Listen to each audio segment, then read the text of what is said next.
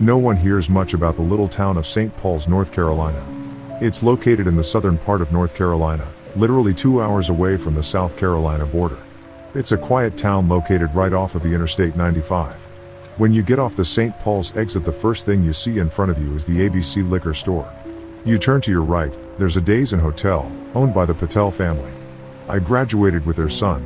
He was valedictorian of his class. Beside the Days Inn is a McDonald's. It stays busy with visitors that often stop there during long trips. Across the street is the Burger King, which has the worst service you'll ever get. I ordered chicken strips from there and got raw chicken twice. Something about their atmosphere just reeks of laziness. But I'm getting off the point. You turn to your right on a little road called Odom Drive that's right past the McDonald's. There's an empty field to your right and a neighborhood to your left. You turn into the neighborhood and there's a little yellow house that looks in shambles to the left. That's mine. I live there with my younger brother and our parents. We've lived there practically my whole life. But back to that road you're on, before you turn into my yard, you'll notice to the right, across from my house, is woods. Those woods have been a source of stress for me all of the time I've lived there. They aren't so bad during the day, but I get the feeling in the pit of my stomach that something watches me from them. I'm not so terrified that I've never entered. I have actually journeyed through them, but again, only during the day. My journey usually allows me to clearly see the house through the tree lines or the little treehouse my neighbor built for his kids. I remember once journeying in with that neighbor and his kids when I was perhaps 12. That was the first time I ever saw the swamp. Dirty green colored water that was opaque and mud-like. It was the farthest I'd ever journeyed into those woods. I felt as if I'd been invasive or something, like I'd found something not meant to be seen by the human eye. Maybe that makes me sound like I fear nature, but in fact I find nature very beautiful. However, something about that swamp seemed bottomless. I believe a deep, dark, old danger lived in those woods. I was in its natural habitat and invaded its personal space. After this, I never journeyed any farther than the edge of those woods. I have always believed in supernatural things. Even as a child I had a sense about not playing with fire, as one would say. My parents often warned me that the woods had very wild animals. We even supposedly had an alligator come from the swamp and try to cross that busy road between McDonald's and Burger King. I recall bats being popular visitors at dusk and dawn, and snakes were common visitors to our yard. One night my dad and I went out looking at fireflies. It was the first time I had ever seen them in real life and not on television. I thought it was cool, but the fireflies were in the edge of the woods and the sun had sunk quite significantly in the sky. I remember this feeling of something coming from the back of the woods edging towards us. Something was dark and determined. I tugged my dad's shirt and insisted we go back in. He seemed disappointed that my timid side had shown, but he obliged. My parents seemed to strongly support the belief that I had a very overactive imagination. I am an artist after all, so they weren't wrong. I remember having a nightmare the night we saw the fireflies. In it, we had stayed watching fireflies and I had ignored the gut-wrenching feeling in my chest. Something large that I couldn't see came running through the trees, tearing after my father and I. We ran for the house. We ran for our lives. I collapsed as my foot caught something in its path. I struggled to fight the overwhelmingly heavy defeat when the form collapsed onto me and I heard the sounds of heavy breathing in my ears. The pressure of teeth shot through my ears in a horrid pain. I finally jolted awake. There were many times I had vivid nightmares. My artistic mind led me to dreams that were just so much more real and detailed than most people. As I aged, though, I simply got used to those types of things. It was rare that I didn't have nightmares.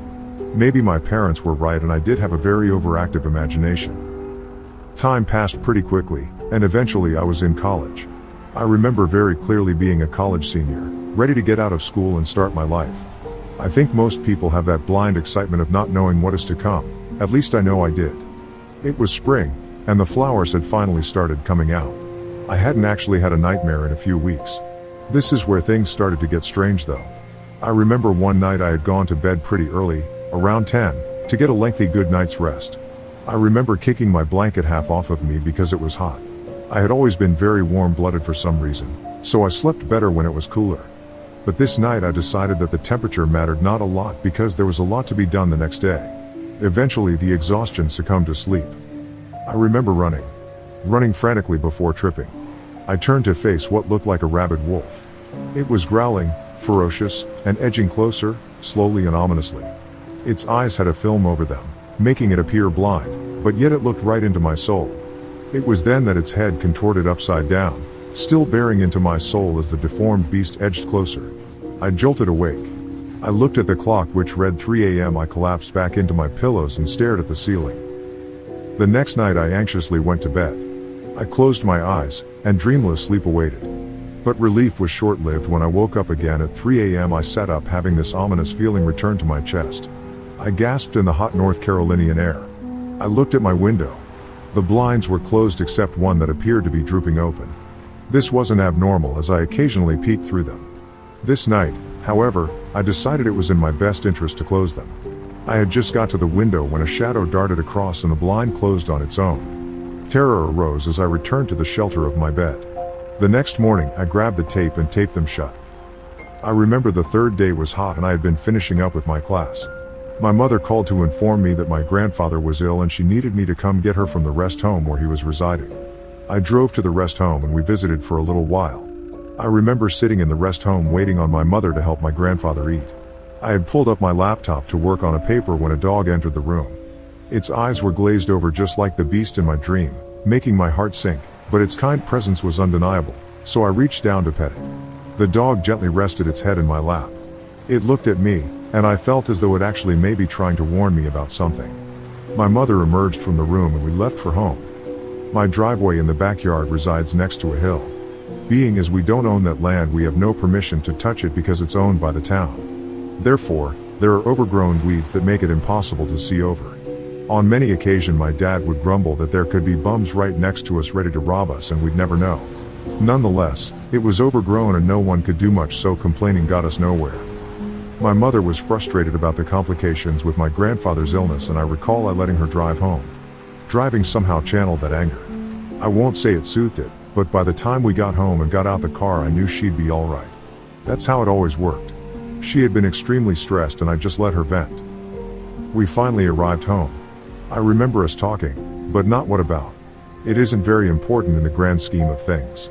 Just that we had both exited the car and were continuing the conversation. The car lights were fading slowly out. The conversation was cut abruptly short when the sound of rustling filled my ears. I turned to face its source, the hill. To my surprise, my mother too was very attentively staring. I watched as the moonlight hit what appeared to be brown fur.